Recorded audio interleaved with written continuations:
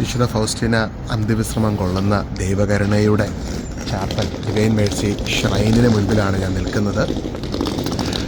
Hitler എന്ന അതിക്രൂരനായ സ്വേച്ഛാധിപതി പോളണ്ടിലെ concentration ക്യാമ്പുകൾ നടത്തിക്കൊണ്ടിരിക്കുന്ന ഒരു സമയമുണ്ട്. 1930 to 40 ലോകമഹായുദ്ധങ്ങൾക്കിടയിൽ ഉള്ള ഒരു സമയം. ആ സമയം 1.1 മില്യൺ മനുഷ്യരെ, 10-11 ലക്ഷത്തോളം മനുഷ്യരെ അതിക്രൂരമായ ഗ്യാസ് ചേമ്പറുകളിലിട്ട് കൊന്നുകളഞ്ഞ ജൂതന്മാരെയും പുരോഹിതരെയും ഒക്കെ ഒരുപാട് മനുഷ്യരെ, സാധാരണക്കാരെ കൊന്നുകളഞ്ഞ ആ ഒരു കോൺസെൻട്രേഷൻ ക്യാമ്പ് നടന്നതിന് കുറച്ച് ദൂരം, അതായത് ഒരു അരമുക്കാൽ മണിക്കൂർ അപ്പുറം ഒരു കോൺവെൻറ്റിൽ, ഇവിടെ നിങ്ങൾ കാണുന്ന ഈ ഒരു കോൺവെൻറ്റിൻ്റെ ഉള്ളിൽ കർത്താവിൻ്റെ വലിയ അനുഭവങ്ങൾ, ഈശോയുടെ ദർശനങ്ങൾ, കർത്താവ് പ്രത്യക്ഷപ്പെട്ടുകൊണ്ട് സെയിൻറ്റ് ഫൗസ്റ്റീനോട് പറയുകയാണ്, എൻ്റെ കരുണയെ ഒരാത്മാവ് അനുഭവിക്കുന്നത് വരെ അവന് സമാധാനം ലഭിക്കുക. എൻ്റെ കരുണയെ അനുഭവിക്കുന്നതിലൂടെയാണ് ലോകത്തിൽ സമാധാനമുണ്ടാകുന്നത്, ലോകരാജ്യങ്ങൾക്ക്, മനുഷ്യർക്ക്, ഒരാത്മാവിന്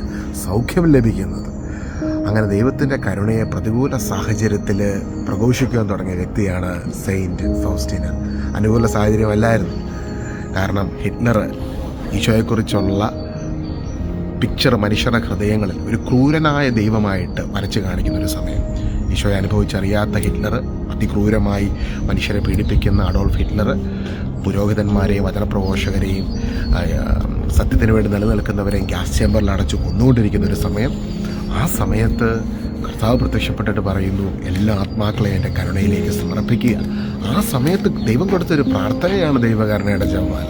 ഈ ചരിത്രം നമ്മൾ മനസ്സിലാക്കണം. ഞാനിവിടെ ഇരിക്കുമ്പോൾ കണ്ണുനീരോടെ ഞാൻ കുറേ നേരം ഞങ്ങൾ ഒരുമിച്ചിരുന്ന് ഞങ്ങൾ പള്ളിയിലിരുന്ന് പ്രാർത്ഥിച്ചു. അകത്ത് വീഡിയോ എടുക്കുന്നതിന് കുറേ റെസ്ട്രിക്ഷൻ ഉണ്ടെങ്കിലും വീഡിയോ ശബ്ദമില്ലാതെ ഞാൻ വീഡിയോ ഒക്കെ അകത്തിരുന്ന് എടുത്തായിരുന്നു. പക്ഷേ ഈ ഒരു കാര്യം നമ്മൾ മനസ്സിലാക്കണം. ദൈവ കരുണയുടെ ജപമാല വന്ന വഴി, അന്ന് ഈ ജപമാല പ്രഘോഷിക്കുവാൻ, പ്രസിദ്ധീകരിച്ച് അനേകരുമായിട്ട് പങ്കുവയ്ക്കാൻ തുടങ്ങിയ സമയത്ത് ഒരുപാട് പ്രതികൂലങ്ങളുണ്ടായി. ആൾക്കാരെല്ലാവരും എതിരായി മാറി. പത്രമാധ്യമങ്ങളിൽ പോലും വളരെ മോശമായിട്ട് സെയിൻറ്റ് ഫൗസ്റ്റീനെക്കുറിച്ച് എഴുതി. അങ്ങനെ പ്രതികൂലങ്ങൾക്ക് നടുവിൽ ഈ ഒരു പ്രഘോഷണം തുടർന്നുകൊണ്ടിരുന്നു. ദൈവകരുണയുടെ ജപമാല അനേകരുമായിട്ട് പങ്കുവയ്ക്കുവാൻ വേണ്ടി തുടങ്ങി. അങ്ങനെ ആ ജപമാല ഇന്ന് ലോകം മുഴുവനും എത്തി. അതിനുവേണ്ടി ദൈവം യോഹന്നാൻ പൗലോസ് മാർപ്പാപ്പയെ വരെ ഉയർത്തി ജപമാലയുടെ പ്രഘോഷകനാക്കി തീർത്തു. ഇന്ന് നമ്മൾ ഓരോരുത്തരെയും ഈശോയുടെ കരുണയുടെ പ്രഘോഷകരാക്കി ദൈവം മാറ്റുമ്പോൾ പ്രാർത്ഥനയുടെ ശക്തിയാണ് നമ്മളോട് മനസ്സിലാക്കേണ്ടത്. വിശുദ്ധ ഫൗസ്റ്റീന ജപമാല ചൊല്ലി പ്രാർത്ഥിക്കാൻ തുടങ്ങി. ഈശോയുടെ കരുണയെ പ്രഘോഷിക്കാൻ തുടങ്ങി. ഈശോയുടെ അതിദാരുണമായ പീഡാസഹനങ്ങളെ പ്രതി ഞങ്ങളുടെ മേൽ, ലോകം മുഴുവൻ്റെ മേൽ കരുണയായിരിക്കണമേ എന്നുള്ള ആ പ്രാർത്ഥന തുടങ്ങിയതിന് ശേഷം കോൺസെൻട്രേഷൻ ക്യാമ്പ് നിന്നു. ലോകമഹായുദ്ധങ്ങൾ അവസാനിച്ചു. ഭൂമിയിൽ സമാധാനം വന്നു. ജൂതന്മാർക്ക് 1947 ശേഷം ഒരു രാജ്യം ലഭിച്ചു.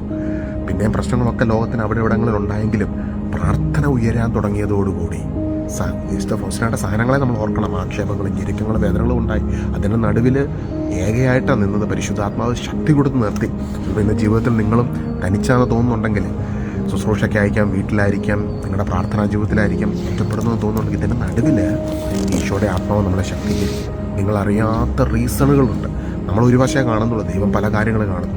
വിശുദ്ധ ഫൗസ്റ്റീനയിലൂടെ ഉണ്ടായ ഇമ്പാക്റ്റ് എന്ന് പറഞ്ഞാൽ അത് നമ്മൾ ചിന്തിക്കുന്നതിനേക്കാളുമൊക്കെ അപ്പുറമായിട്ടുള്ളൊരു ഇമ്പാക്റ്റാണ്. അതുകൊണ്ട് ഇന്ന് നമുക്ക് പ്രാർത്ഥിക്കാം, കർത്താവിൻ്റെ വലിയ കരുണ നമ്മൾ ഓരോരുത്തരുടെയും ജീവിതത്തിൻ്റെ എല്ലാ മേഖലകളിലേക്കും നിറയപ്പെടുന്നതിന്, ദൈവകരുണയുടെ വലിയൊരു അഭിഷേകം നമ്മുടെ ജീവിതത്തിൽ നിറയപ്പെടുന്നതിന് വേണ്ടി പ്രാർത്ഥിക്കാം. കർത്താവെ, ഈ സ്ഥലത്ത് നിന്നുകൊണ്ട് ഞങ്ങൾ ഒരുമിച്ച് പ്രാർത്ഥിക്കുന്നു. ഈശോയുടെ വലിയ കരുണയുടെ ഒരു അഭിഷേകം ഇന്ന് വീഡിയോ കണ്ടുകൊണ്ടിരിക്കുന്ന ഓരോ വ്യക്തികളിലേക്കും വ്യാപരിക്കുന്നതിന് വേണ്ടി പ്രാർത്ഥിക്കുന്നു.